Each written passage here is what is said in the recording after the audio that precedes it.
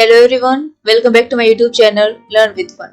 आज हम करेंगे 10th क्लास की हिस्ट्री का 5th chapter print culture and the modern world. आज हम इस चैप्टर को कंप्लीट करेंगे। आज का जो हमारा टॉपिक है वो है role of print among Muslim people. तो मुस्लिम डायनेस्टी के खत्म होने के बाद जो मुस्लिम लोग थे वो काफी डर रहे थे। किससे डर रहे थे? गवर्नमेंट से। क्यों? क्योंकि उनको डर था कि कहीं गवर्नमेंट उनका धर्म न बदलवा दे।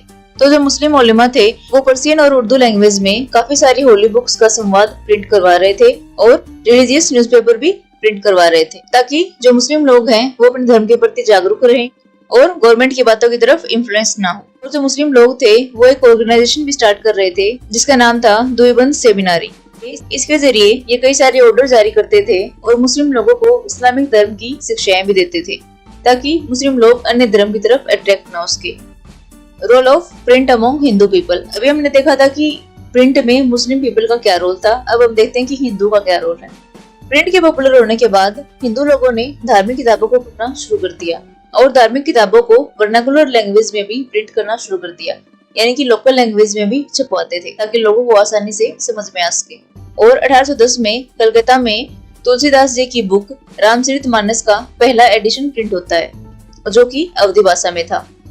और इसके बाद बहुत सारी धार्मिक किताबों के भी एडिशन प्रिंट होने लगते हैं और बहुत सारी नई नई प्रेस सेटअप की जाती हैं जो कि मेनली रिलीजियस बुक्स को छापती थी, जैसे कि नेवल किशोर प्रेस जो कि लखनऊ में है, श्री वेंकटेश्वर प्रेस जो कि बॉम्बे में है, जहाँ पर सारी धार्मिक किताबें पब्लिश की जाती हैं। हमारा नेक्स्ट टॉपिक है new form of publication. India में भी नई नई तरह की चीजें प्रिंट होना शुरू हो गई थी और अलग अलग तरह के प्रिंटेड मटेरियल भी आने लगे थे, जैसे कि नॉवेल्स। और इंडिया में अलग अलग तरह की लिटरेसी फॉर्म्स भी आने लगी थी, जैसे कि लिरिक्स हो गए, शॉर्ट स्टोरीज हो गई, ऐसे हो गए, इस तरह के लिटरेचर्स भी आने लगे थे। और विजुअल मटेरियल का भी आना शुरू हो गया था, यानी कि एक लार्ज स्केल पर पेंटिंग होना शुरू हो गई थी। पेंटिंग की खास बात यह होती है कि उस पर कुछ भी लिखा नहीं होता, फिर भी हम आसानी से समझ सकते हैं। जैसे कि देखो, एक पिक्चर है, इसको हम देखते ही बता सकते हैं कि एक गाँव का सीन है जहाँ पर एक औरत मटके बना रही है और एक व्यक्ति ऊँट पर जा रहा है और कुछ महिलाएं पानी पिला रही हैं। देखो, इस पेंटिंग पर कुछ भी नहीं लिखा हुआ, लेकिन हमने फिर भी इसको आसानी से समझ लिया। तो पेंटिंग की वजह से समझना और भी आसान हो गया था। तो ऐसे ही एक व्यक्ति थे राजा रवि वर्मा, जो कि बहुत बड़े पेंटर थे। इन्होंने बहुत सारी पेंटिंग्स बनाई और इन्होंने इंडिया में पेंटिंग को डेवलप करने का बहुत बड़ा रोल निभाया। 1870 तक इंडिया में कार्टून्स भी छपने लगे, जिसका इस्तेमाल सोशल और पॉलिटिकल इश्यूज पर कमेंट के लिए किया जाता था। नेक्स्ट टॉपिक है वुमन एंड प्रिंट। धीरे धीरे महिलाओं के जीवन और उनके विचारों पर भी लिखना शुरू कर दिया गया और मिडिल क्लास की जो महिलाएं थी उन्होंने भी पढ़ना शुरू कर दिया।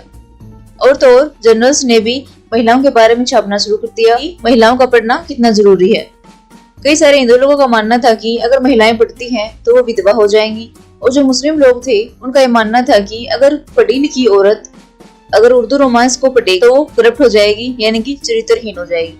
लेकिन ऐसा कुछ भी नहीं था, ये बिल्कुल गलत बातें थी।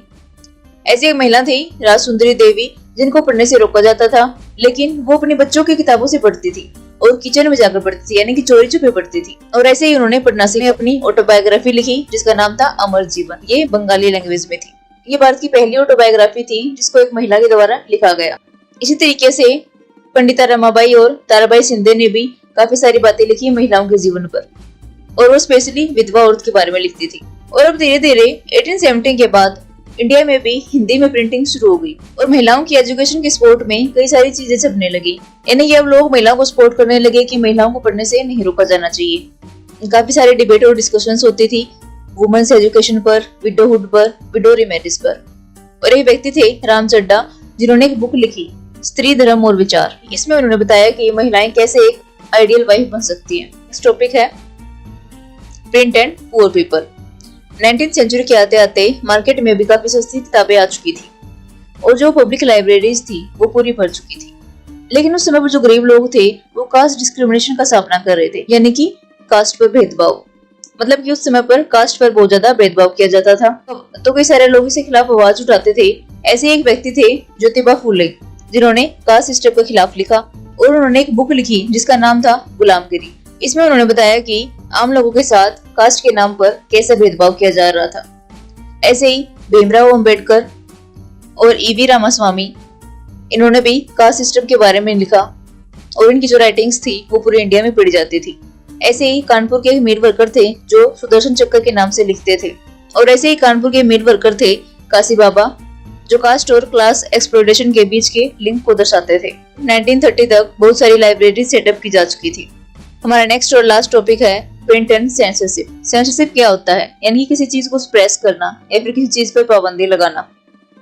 तो 1798 से पहले गवर्नमेंट को ये नहीं लगता था कि सेंसरशिप लगानी चाहिए, क्योंकि तब तक उन्हें कोई भी अपोज नहीं करता था। लेकिन 1798 के बाद जो इंडिया में जो इंग्लिश लोग रहते थे वो क्रिटिसाइज करते हैं किसको? ब्रिटिश ईस्ट इंडिया कंपनी को, कि वो इंडिया में कैसे मिसरूल कर रहे हैं।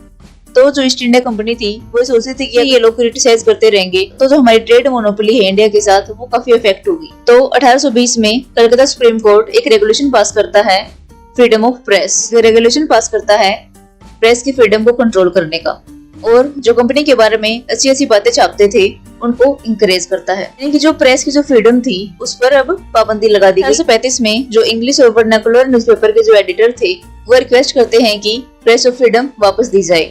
तो उस समय पर जो इंडिया के गवर्नर जनरल थे विलियम बेंटिक वो मान जाते हैं, और जो थॉमस मैकाले थे जो कि ब्रिटिश के ऑफिशियल थे वो कुछ नए रूल बनाते हैं जिससे कि जो प्रेस ऑफ फ्रीडम थी वो वापस आ जाती है, यानी कि अब कोई भी कुछ भी छाप सकता था। लेकिन 1878 में जो ब्रिटिश गवर्नमेंट थी वो वर्नाकुलर प्रेस एक्ट लागू कर देती है, जिसके अकॉर्डिंग जो गवर्नमेंट थी वो वर्नाकुलर न्यूज़पेपर पर नजर रखती थी कहीं ये लोग कुछ गलत ना छापते। अगर वो न्यूज़पेपर कुछ गलत प्रिंट करता हुआ पाया जाता था तो उसको वार्निंग दी जाती थी। अगर वो उस वार्निंग को नहीं मानते थे तो फिर उस पूरी प्रेस को ही सीज कर दिया जाता था, यानी कि बैन कर दिया जाता था। तो हमारा चैप्टर यहीं खत्म होता है। अगर आपको वीडियो अच्छी लगी हो तो इस चैनल को लाइक, शेयर एंड सब्सक्राइब करें।